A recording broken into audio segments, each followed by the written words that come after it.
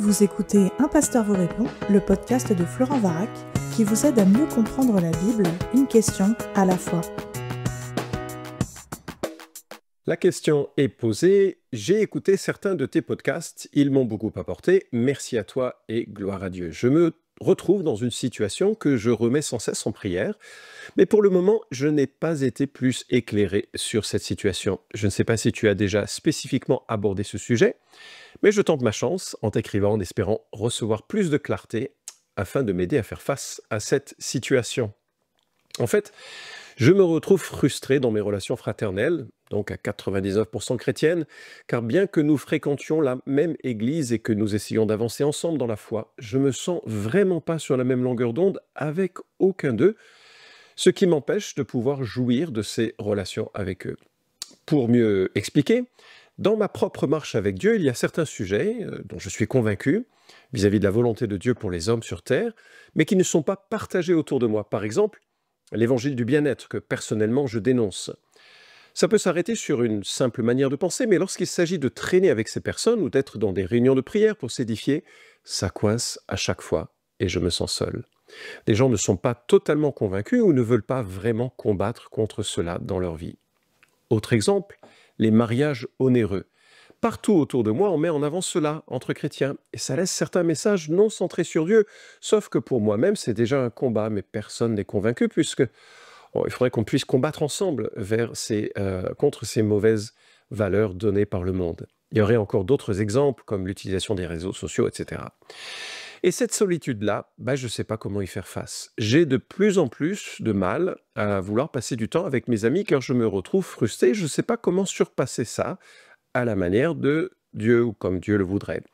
Je ne sais même pas quel regard je devrais avoir sur cette situation. Et cette sensation de combattre seul pour les valeurs de Dieu me pèse beaucoup. Tout en ayant aussi peur que mon comportement soit le résultat d'un orgueil spirituel de ma part. Je remets tout ça entre les mains de Dieu, mais je n'ai toujours pas de réponse. Voilà. En tout cas, merci de tout ce que tu fais et que Dieu t'accompagne et t'encourage dans ton ministère. Ouais, écoute, merci pour ta question et c'est sûr qu'on a tellement de manières différentes de vivre la vie chrétienne. Il y a aussi des influences culturelles qui pèsent dans nos vies d'église et je remarque que certaines églises qui sont marquées par certaines cultures particulièrement, certaines cultures internationales, vont avoir des regards différents sur ce que tu dis. Les normes sociétales sur le mariage, sur les célébrations de mariage, sur les réseaux sociaux, etc., pèsent sur notre manière de penser et de vivre. Et effectivement, ces différences, elles sont nombreuses et parfois c'est l'occasion de se juger ou de s'influencer négativement. Et tout ça, ça peut créer de problèmes. Je comprends vraiment ce que tu évoques. Alors je suis d'accord avec toi que parfois les chrétiens prennent des libertés qui sont troublantes. Et en même temps, quand je compare mon propre style de vie avec celui de mes frères et sœurs d'autres pays, notamment de pays du tiers-monde, je crains que je sois loin de leurs normes, et qu'en réalité, ils pourraient vraiment être choqués peut-être par certaines des libertés que j'ai ou certaines des facilités que j'ai. Alors, dans ce que tu évoques, il y a quand même deux situations qui sont de gravité différente, en tout cas cela me semble être le cas. Tu parles d'un côté de l'évangile du bien-être, de ma perspective ce n'est pas l'évangile du tout, c'est une hérésie. Et puis de l'autre, des différences de priorité qui relèvent de la liberté chrétienne ou de la sagesse et de la maturité. Alors, on va commencer par la seconde question, donc la partie la moins grave peut-être de ce que tu évoques, et puis je terminerai sur les questions les plus fondamentales. Alors, comment faire face à ces sources d'irritation que tu rencontres et finalement que l'on rencontre tous, que ce soit dans des contextes familiaux ou que ce soit dans les contextes d'église? Bien, la première chose que j'aimerais souligner, et tu as raison de le faire, tu le dis déjà et c'est formidable, c'est de prier. 1 Jean chapitre 5, verset 16 nous dit « Si quelqu'un voit son frère commettre un péché qui ne mène pas à la mort, qu'il prie et Dieu lui donnera la vie. » Il s'agit de ceux qui commettent un péché qui ne mène pas à la mort. Il y a un péché qui mène à la mort, ce n'est pas pour ce péché-là que je dis de prier. Alors je m'arrête dans la lecture biblique, mais ce que l'on voit, c'est que l'intention de Dieu, c'est que nous puissions être en intercession les uns pour les autres. Et notamment lorsqu'on voit un frère ou une sœur qui prend un chemin qui n'est pas l'idéal. C'est pas un péché qui mène à la mort. Alors, on se pose tous la question, mais c'est quoi le péché qui mène à la mort? Et hélas, je ne sais pas répondre précisément à cette question. Peut-être que c'est un péché qui manifeste un tel endurcissement, une telle constance, un tel rejet de Dieu, que la seule chose qui risque de se produire, c'est ce qui est arrivé à Ananias et Saphira en Actes chapitre 5, et ça c'est du ressort de Dieu, c'est pas d'une autre. Mais en tout cas, quand on voit des frères ou des sœurs, ou des gens qui, pendant un temps, fonctionnaient comme un frère ou une sœur, il nous semblait, et qui prennent un chemin tellement radicalement autre, à un moment donné, ça ne sert à rien de continuer de prier. Et ça, c'est seul le Saint-Esprit qui peut nous donner ce genre de conviction à l'intérieur de nous-mêmes. On élimine la question du péché qui mène à la mort, c'est compliqué. Par contre, ce que je vois, c'est que si tu vois ton frère ou ta sœur donc commettre un péché qui ne mène pas à la mort, faut prier et Dieu donnera la vie. Et ça, c'est une espérance que je veux cultiver dans ma propre vie. La prière sculpte les âmes. Elle sculpte mon âme et j'ai besoin de connecter mon cœur à Dieu tous les jours par les prières, par les psaumes, par la parole de Dieu et de mettre ma vie à la lumière de ce que Dieu me dévoile dans sa pensée et dans sa parole, de manière à ce que son œuvre continue en moi. Et de la même manière, je prie pour mon épouse, je prie pour nos enfants, je prie maintenant pour nos petits-enfants et je prie pour l'Église quasiment tous les jours, que Dieu nous donne d'avoir une pleine mesure de sa pensée, une pleine conscience de sa puissance et un désir grandissant de l'honorer. Il ne faut pas que tu imagines que ta prière ne marche pas, elle marche, même si, enfin elle marche, c'est peut-être pas la bonne expression, mais Dieu l'entend et Dieu l'exaucera en son temps et à sa manière, et elle te connecte à Dieu, parce que la souffrance que tu vis, de voir des frères et sœurs qui sont très tièdes finalement dans leur vie avec Christ, elle te connecte à la souffrance que Christ lui-même vit pour son Église. Et donc, il y a quelque chose de très fort qui a lieu lorsque tu es soucieux du fardeau de tes frères et sœurs et que tu l'amènes auprès de Dieu. Même si Dieu ne répond pas, il répond déjà dans ton cœur en te donnant une proximité avec lui, avec les choses qui sont importantes. Deuxième remarque. Donne l'exemple. Il ne faut jamais négliger la puissance de l'exemple dans une église. C'est pour ça que ça m'attriste quand les gens dans une église, ils vont tout de suite à la critique du pasteur, la critique des anciens, la critique de la structure, la critique de telle personne, la critique de tellement de choses. Parce que le point de départ, après la prière, c'est l'exemple. Et l'apôtre Paul est insistant là-dessus à plusieurs reprises. J'ai relevé 1 Corinthiens 4,16, « Je vous exhorte donc, soyez mes imitateurs ». Et au chapitre 11, verset 1, « Soyez mes imitateurs, comme je le suis moi-même du Christ ». Et en Éphésiens 5, 1, « Soyez donc les imitateurs de Dieu comme des enfants bien-aimés ». Et en réalité, lorsque l'on observe des frères et des sœurs vivre différemment, on le remarque. On le remarque rarement verbalement, mais on le remarque. On dit, celui-là, il agit selon des valeurs différentes que la critique qu'on cherche à insérer, que la préoccupation du monde que l'on cherche à valoriser.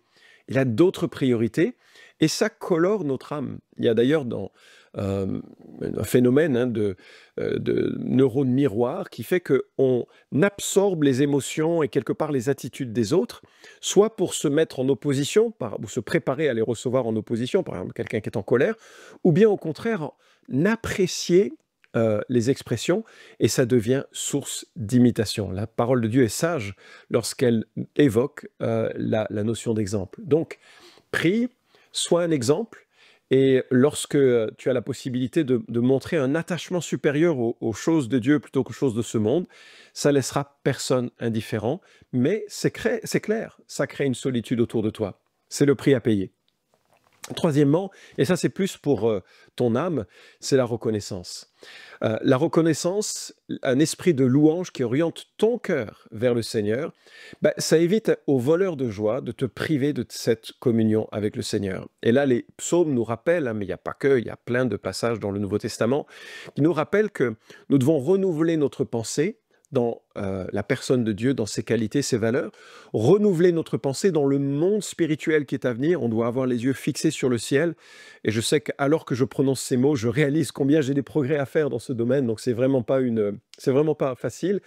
Mais il y a quelque chose de l'ordre du contentement et de la satisfaction en Christ qui vont éviter d'être blessés, brisés, appauvris par la pauvreté des autres. C'est à toi de donner le là quelque part et de renouveler ton réservoir de gratitude et de reconnaissance et de joie auprès du Seigneur pour que tu aies la force d'encaisser ce que les gens volent en quelque sorte en proposant une manière de vivre qui semble bien éloignée de Christ.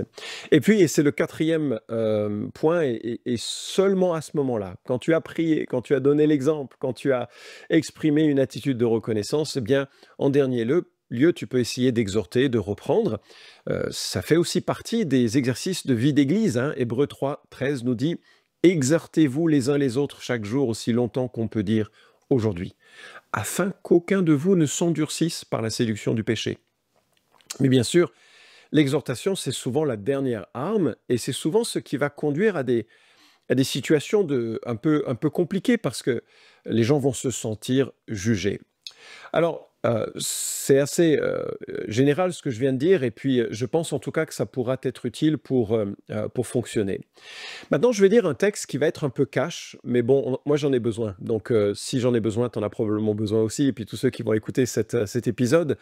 Et ça m'aide, et ça m'aide souvent, et très souvent, finalement, je regrette que l'on n'ait pas cela au centre de nos vies d'Église plus souvent.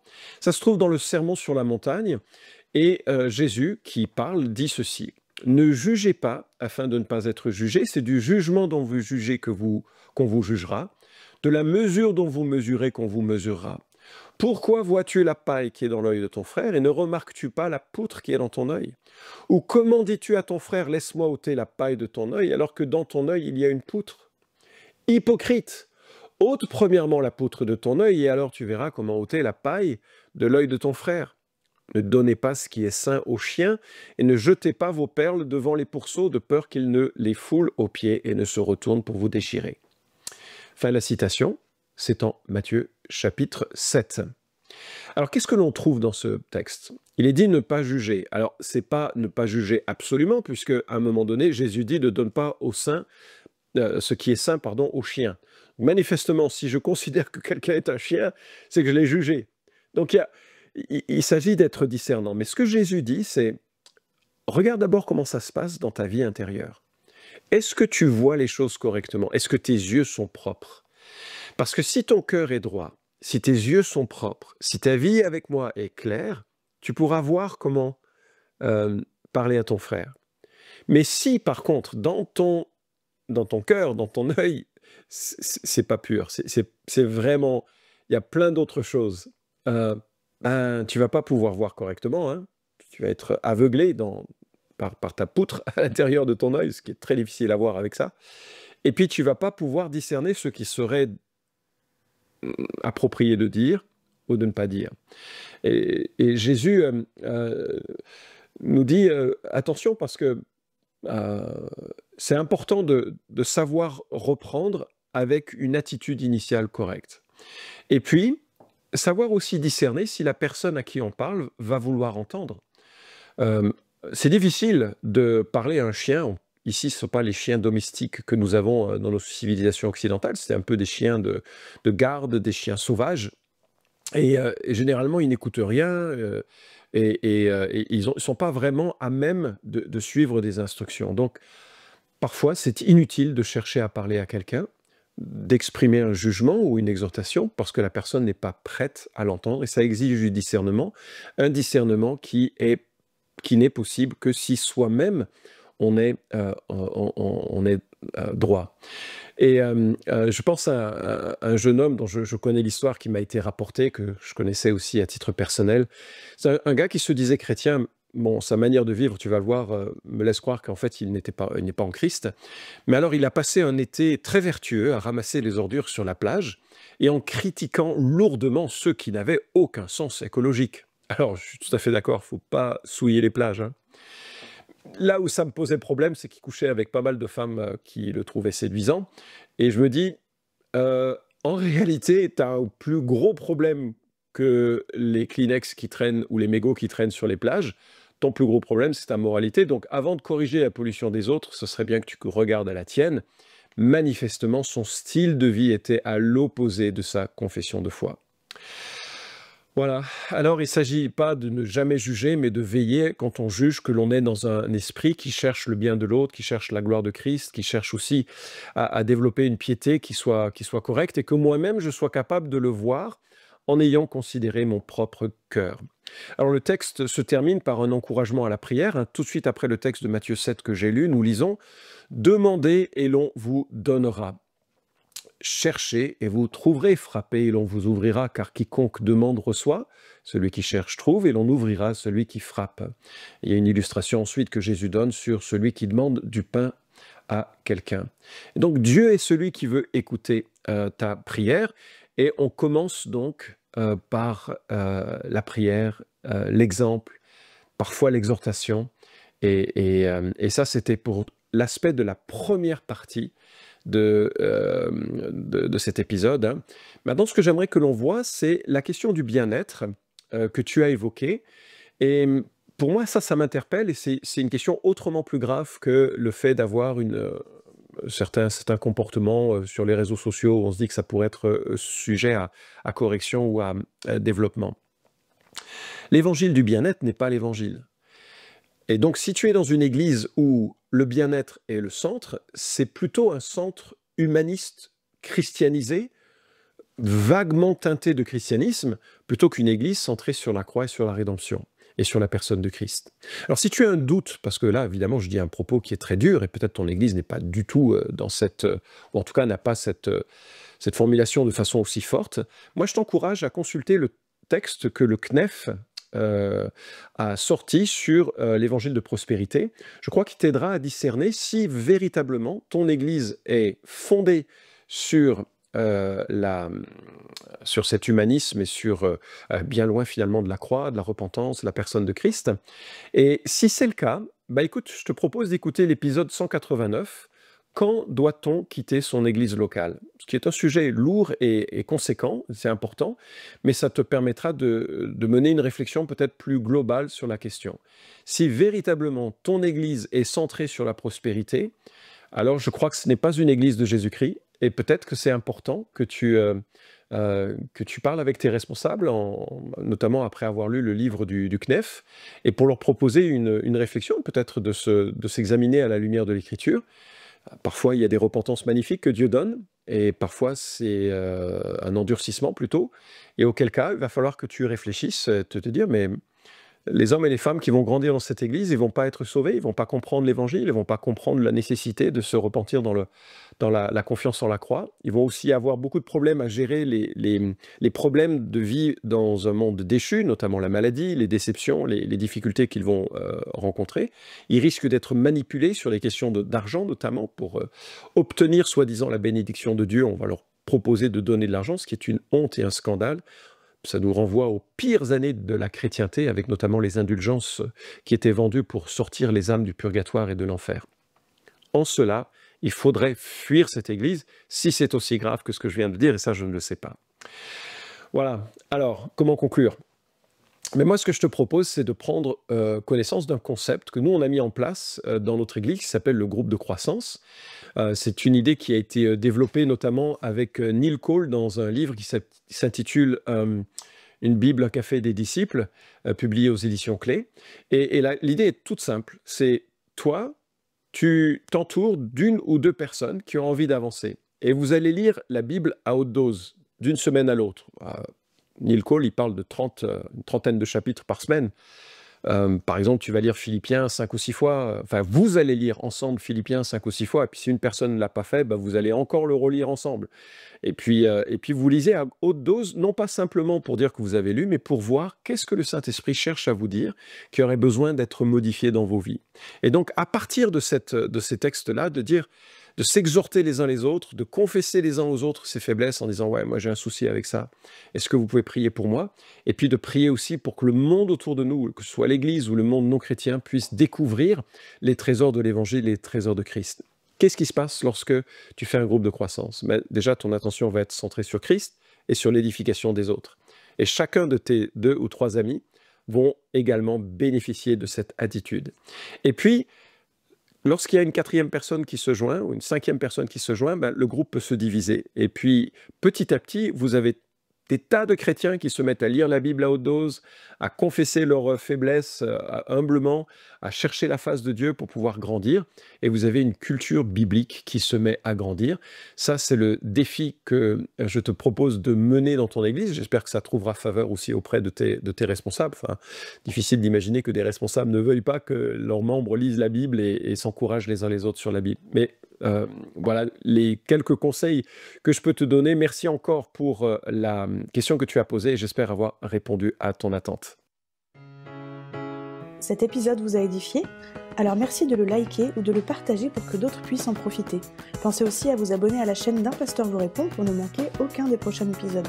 Enfin, si vous avez une question à poser à Florent Varac, écrivez-lui directement sur contact@toutpoursagloire.com.